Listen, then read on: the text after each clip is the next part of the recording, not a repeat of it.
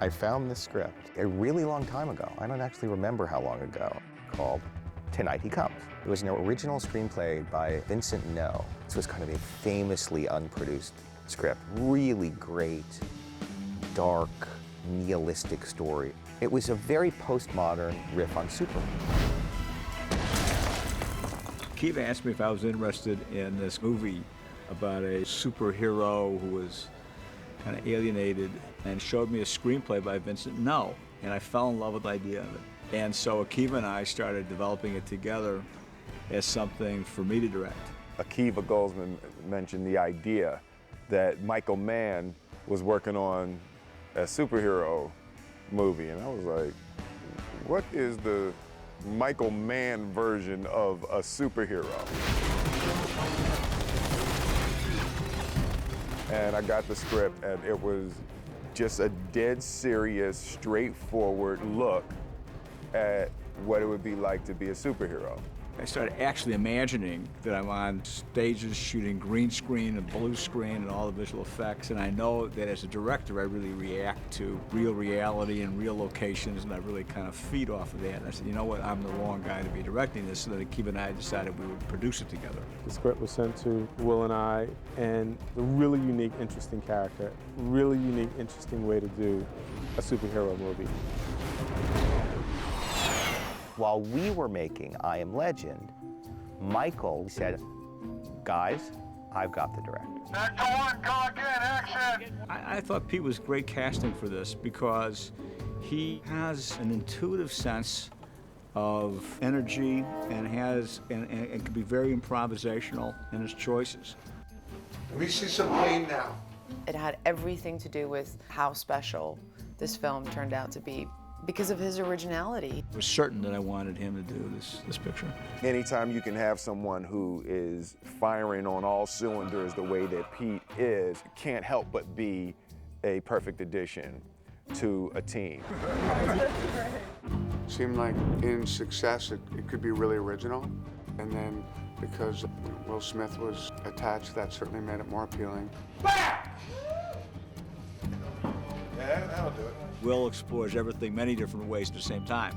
Will Smith's got his head right all the time. He's got a saying, you know, he says, if you stay ready, you never have to get ready. And there's, I think, truth to that. He's fearless, he's talented, and he's extremely honest. And those three elements come together and create a situation where he can play almost anything, and he's certainly willing to try. Part of what lies beneath that talent is a real generosity of spirit. There's a goodness, a kindness. There's like real fundamental compassion, which you can't fake. That's not acting, that's truth. Will Smith is famous. People love him. Because, I don't know if you've heard of him, but he's a pretty big star. He could chop the head off a cat and everyone would be like, oh, that Will. Hey. Good to see you, man. Oh, man, how you been? Will is such a skilled comedian. Hey, and all you people up there blocking the intersection, good job. Good job. There's a certain kind of aggressive humor. And then the only guy on the planet who can pull that off, and you love him for it all the time, you know, is Will Smith. What, you want a cookie? Hell on my face.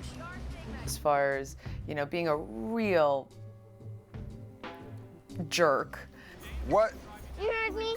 And then at the same time being so incredibly endearing, which he is so good at doing, finding that kind of vulnerability. Here, Hancock, that's my favorite one, and I want you to have it. Will played it so beautifully, and his chemistry with Jason Bateman and the character that Jason plays is brilliant, is really, really brilliant, and the two of them complement each other so incredibly well. Good job. Good job. Good job. The guy is just like the greatest guy I've ever worked with, and I've worked with some pretty nice people.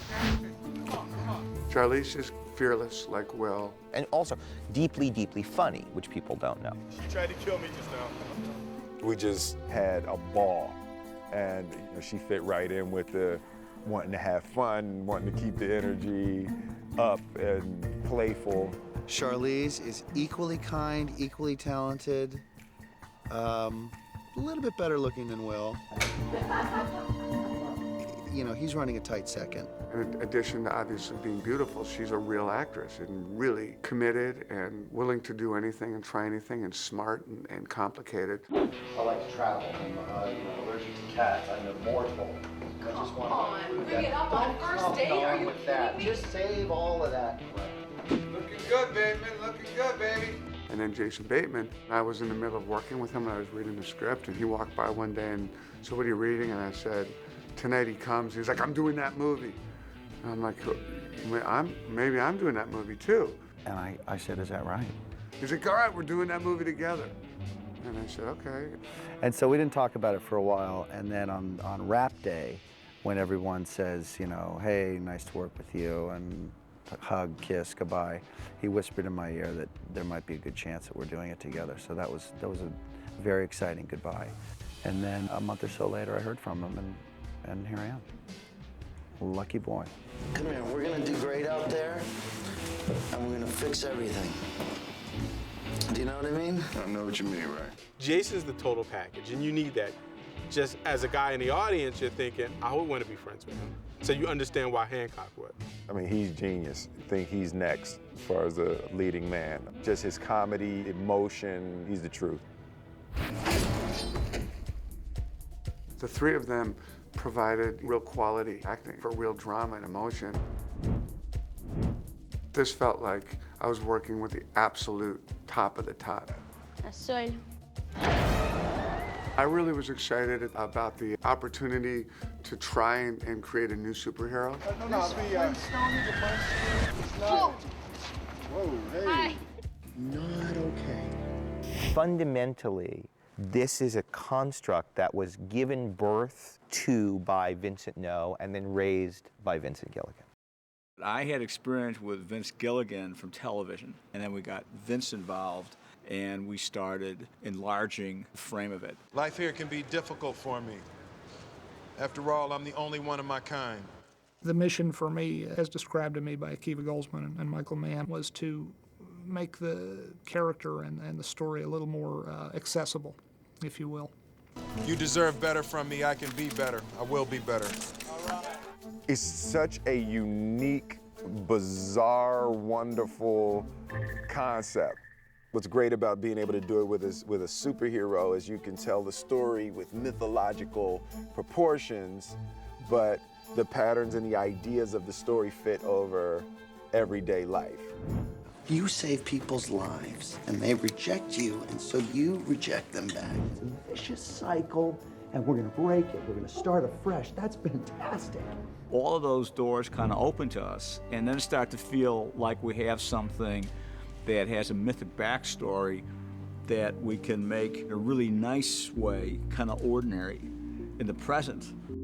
And when you look at Hancock, who has totally separated himself from humanity and from the world and from people, that idea that there is only misery in that kind of separation. What kind of bastard must I have been that nobody was there to claim me? The mythological idea of the story is that we all have purpose. And if you're not living the purpose that you have, that there's only going to be misery. You have a calling. You're a hero, Hancock. You're gonna be miserable the rest of your life until you accept that. Well, what is a superhero? Is it just this thing that we just accept? We just go, oh, well, they're superheroes. There's certain kind of mythic figures that are in our culture that perpetuate, they're universal in the human experience. There were these super beings that we came to know as gods. Gods, angels, different cultures call us by different names. Now all of a sudden it's superhero. But they were these immortal beings who had powers far beyond us, and yet who had the same weaknesses and anger issues and depression that we all have. Hancock's tragically and painfully abandoned and has been drinking himself into this state that he is in when we first find him. There's this deep hurt underneath, and he really understands that he has to kind of address that hurt. People get to choose. And you chose to let me think I was here alone. Turns out that he is not the last of his kind. They are the last two of their kind. What he doesn't remember is their endless push-me-pull-you of a relationship that has gone on for eons. Whatever I did, look at me. I'm sorry.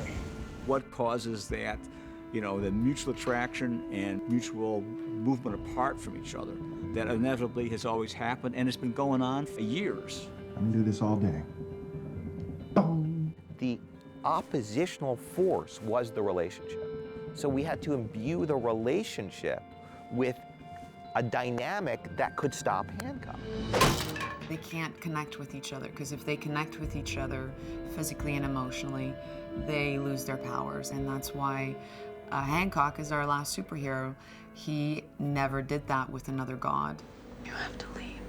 You'll start getting your powers back and saving people before you know it. The tragedy in this story is that he does love her, but he also is driven to save lives and to protect humanity, and he needs to be a superhero to do it. First and foremost, it's about relationships and how hard they are to maintain. All those years, not knowing who I was, looking for something. Hancock's missing some huge part of his life, a big hole, and it was Mary. So that's you. I guess that's what you're saying. You're what I was looking for. And the tragedy is that when he's with Mary, when he spends enough time with Mary, that bond creates this issue of them losing their powers. The powers sort of ebb away, which she wants more than anything. Or living forever isn't all that it's cracked up to be. There's some real attributes to being part of the process of all other organic life on the planet and joining in that. I see the good in everybody, Ray. She's kind of relaxed over the millennia. I think she's come to realize over the many, many years that helping a few select people makes about as much sense as helping the masses. I thought it was really flawed and interesting, and I thought the story really kind of lent itself for us to have the opportunity to explore everything about the human condition.